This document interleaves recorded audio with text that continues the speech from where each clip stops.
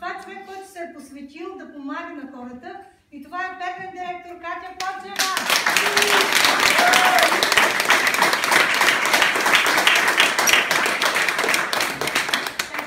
Това е специално от Игор Елмар.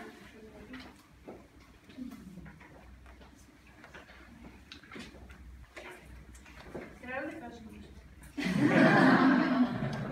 Как така не продаваш, пък структурата прави 50 000? Не мога да продавам. Колко човека бе Катя? Георги е един, тук има с 5 човека. Стефка. Тук променяме. Тук променяме това. 5 човека. Един е колко прави? Е тази, примерно колко прави? 46. 46. Да, тук има една силна. Да, и други варианти, когато се случват. 46 000 бала прави структурата на Стефка Рейнова, да? Да. Тук е между 50 и 100, това не е 50 000 бала. Това е 60, 70, 86 между най-високи. 46 прави структурата на Стефка Рейнова, която първата година заведе тя в Москва.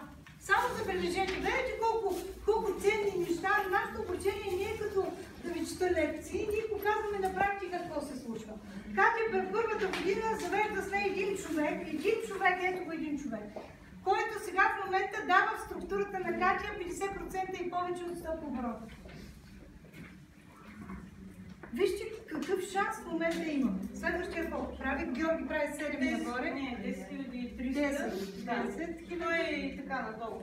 10 нагоре, надолу, 10 000 между 7 и 10. Да. Още 3 ли имам по 2200. 2200. Да, отделно дребни. И отделно много дребни. Супер. Супер. Благодарим на Катя. Знаете, че месец с месец си приличат. Да, Стефка също е пермен директор, знаете. Има вече друга дъжна конфигурация, която вече тя е на 50 няколко. Тук примерно са на 10, на 2500, просто месец с месец си приличат. Снимка на Катя Поджева, пермен директор. Има един човек, който преди няколко месеца ни стигнаха 1000 бала, за да направи 100 000 бала. Аз!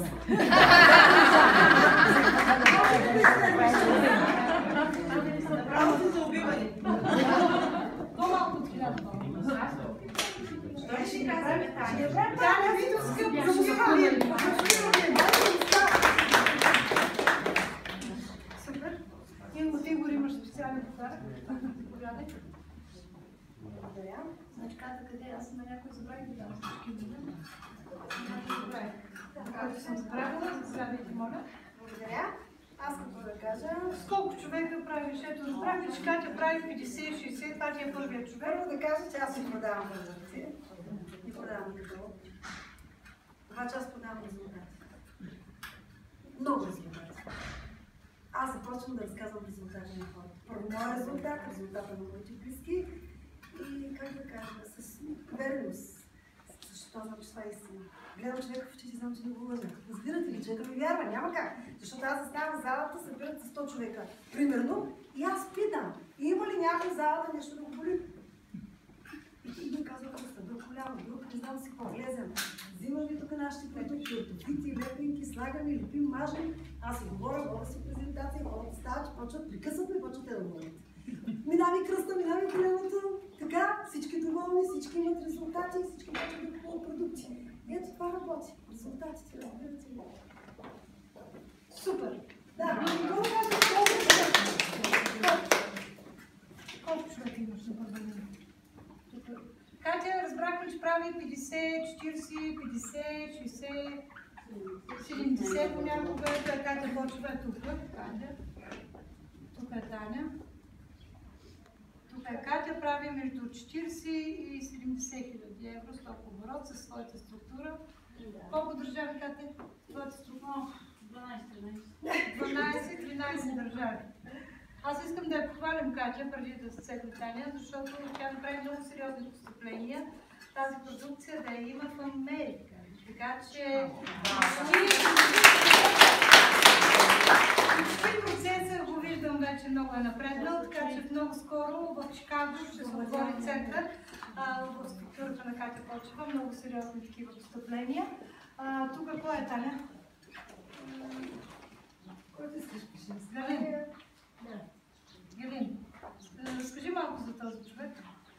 За Испания, аз по принцип съм живяла в Испания 2 години, но преди да познавам тия две, така доста по-голяма в Испания, не бях още така решила. Как го намери Галин? Галин как го намери? Просто разкажи защо отидеш в Испания, как го намери Галин? Значи жена от Палма до Майорка, с която са познавали. Тази жена разказа тя с какво се занимава, нали? И тя ми препоръча Галин, който от Алмирия. За първи път чух, че съществува град Алмирия в Испания. Да. Само на 4 часа от Марокко, до Марокко близко, нали? И там бях с цели 7 месеца. И с този Галин се запознахме по интернет, нали? Нито съм го чула, нито съм го виждала. И питате къде да намерим хора. Ето. Да. Това е следващия въпрос. Откъде да си намерим нашите златни корабчета? И започнах да работя с него по интернет. Работи така месец-два, нали? Той е човек отворен да слуша за нови неща. Също е чел книгите на Робърт Кийосаки, който много ми хареса така, нали? Но никой не се занимава с това нещо. Той работи в един бар, пие чини и така нататък. Знаете, какво е чужбината, чиста вкъща ми е чини и страшно. И така, след което аз рисковах, трябва малко да си нали? И вземах един-два куфара с продукти, дори малко свърх багаж излезе на летището, го добиха. И заминах за Алмирия, да, заминах, казах или. Няма средно положение. Или ще спечели, или ще да. Няма средно. И заминах за Алмирия и знаете ли, дори не знаех някой, дори ще ме чака някой, кацах на Малага на летището, София Малага, защото за Алмирия няма поле. И така. Чакаха на хората, посрещнаха, отидах в Алмирия и направихме няколко контакта, така, нали? Отделни, индивидуални, малко така и групови, как дойде. Изобщо не подбираш никой наред. Разказваш, мажеш и трябва да ви кажа, че малко така, гледате като извън зелен, нали? Това е стигнато. Но аз знаете ли какво направих? Аз носих много продукти и така като се направих една сметка, за 600 лева аз направих подаръци. С всеки, който се срещна, аз бях се приготвила на елончета, работа и така нататък. Подарява. Аз знам, че където съм посяла, ще пожена. Няма средно положение, разбирате ли? Защото ти не можеш да го накараш купи си, но когато го подариш, той се рада и ще го пробва. Нали ще го използва продукт. И обясних всичко. Това се къпи, с това се мажеш, така всичко. Аз завърнах една седмица с човека си. Върнах се, като знаете ли, аз казах, аз познавам много хора, не отидах, познавам, и не познати. Сега ще отивам като познат втория път. И мисълта ми е, че като се върнах и съм минаха там някъде север или колко и започнаха да звънят и казва, идвай, подали са. И всички харесват продукта, искат да отварят магазини, идвай. Казах, идвам. Тогава вземах двамата ми сина, имам двама големи мъже и с тях айде на много. Жорката му остави, която кола в София да ме съхранява няколко месеца и на изпратили летището, заминах ми. И те дават 15 000 сток оборот. Тук не искаш втори канал. Само за 25 дена, като отидах тези хора, направиха директорска квалификация. Толкова много от ползването на продукти, така заредени, така, как да кажа, нали, чакаха с нетърпение. И веднага вземаха решение, отвориха магазини, сега отвориха в Барселона, втори магазин, в Алмирия, сега отварят в Сибирия, в Гранада. Те са просто сила, мощ. Така че, дайте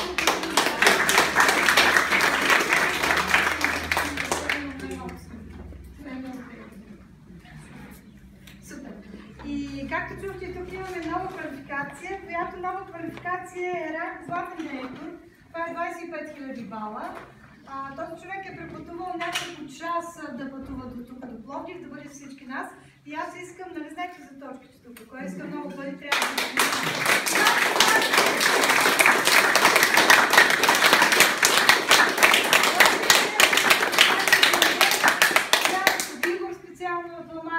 Ваня, за тебе, за този първа квалификация има още нещо, освен този подарък. Ще ти дам още един подарък. Може ли да разкажеш няколко думи? Ще ти дам другия подарък, който е от Игор. Това не е от Игор, това е от мене. Сега ще дам нещо. Знаете ли, Игор му изпрати едно списание, което списание на първа страница е Fuji. На 70 коя страница са нашите спонсори, с които толкова много се гордеем. Това са Ламара и Игор Жабини. Ето ви имената, Ламара и Игор Жабини на 72 страница. Това е първото списание за 2015, мисля, че беше година или 2016. 2015, миналата година излезе. Списание, което излезе за лидерите в Русия, служилки чак Кярде. Така че, ето това е подаръка на Иван Козарски за златния директор, от Мария Игорежабин за подарък.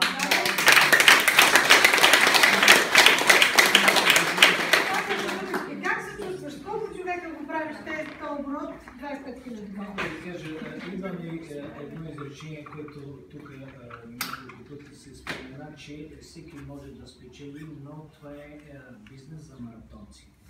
Значи, човек трябва да има търпението да изчака своя час. Моята история каква е?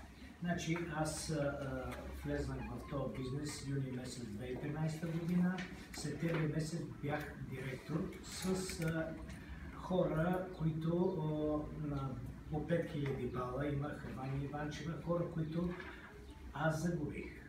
Значи, по една или друга. Имах семейство Ивановски, Филип Ивановски, който прохождаше тогава. Първите му стъпки бяха, когато, няма да забравя никога, когато открихме сервизния център в Скопие и той беше сложил в един коридор на майка му в офиса стоката, а ние отиваме да откриваме сервизния център. И са поканили мене с няколко дена. Да. И аз получих разстройство от обяснение. Буквално това беше нещо страшно. Ние, защото моите представи, нали, занимавам се 25 години с нейн бизнес, имал съм 100 човека в фирмата си, съм управлявал 25 години и така. И моите представи за това, което видях и първата стъпка, когато трябваше да направя, беше съвсем друга и ми стана лошо. Отиваме Юри и една адвокатска картора, които ти наредени в коридори и чакат мен. Отиват тримата да подготвят почва. И аз казвам, Филипе, тръгваме, палиме колата сега и почваме да обикаляме Македония. Значи, Скопие, да избираме станове. Те станове, казвам, да помещения, значи да гледат. И набелязахме 3 помещения, казвам, слагаме 300 евро горница. На найма трябва да е някъде около 50-60 квадрата, да може да водим презентации и други и така нататък. С това започвам. Това момче сега е моята гордост. Когато отидох в Скопие, те отидоха 2-3 дена преди това и Иван пристъпва и казва, мен е лошо, обаче сега ще видиш нещо, което няма ти харесва. Обаче искам да ти кажа, че ние вече сме избрали помещение. Аз знам, че това помещение няма да бъде. И там, като се почне едно идване на хора, както предсвободно възможно. Ние буквално излъгахме, нели? Казахме, имаме друго помещение, но не сме го сега. Тук това е време. Нямахме друго помещение и излъгахме. Но беше срам. За това нещо с нагласа. До една седмица имаше друго помещение. Значи в Гърция не ми се случиха нещата, в Атина започнахме с един човек, нали, казвам, човек може да загуби и от 5000 бала хора. Значи след това Ваня Иванчева и така нататък. След това дойде Албания, хора, които 18 години са работили в Швейцария, открихме изключително трудно. Значи с много усилия, Тирана, това самото влизане в града и излизане не стига. Езикова бариера, вода си човек, който да превежда на италиански, назначиха на работа, защото знаеш италиански, защото там всички жени говорят само единствено нито английски, нито македонски, нито сръбски, единствено италиански. И са италиански. И така. И Косово също друга работа. Сега се опитваме имаме голяма надежда в Испания. Значи да се случат нещата с хора, които са подали документите, да, но все пак да ги видим. В крайна сметка, как да ви кажа, търпение.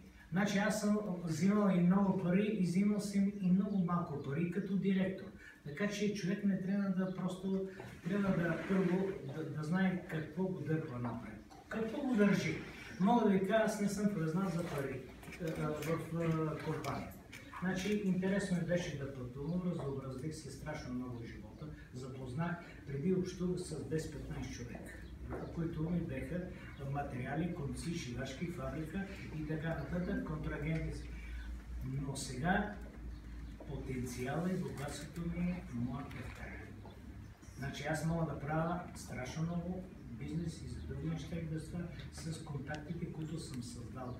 И в цяла Западна Македония и така нататък, и Испания и всичко, контактите са ценни. Човек значи може да помага на близките, на това да решаваме проблеми. Аз съм направил над 20 кампаница български граждани.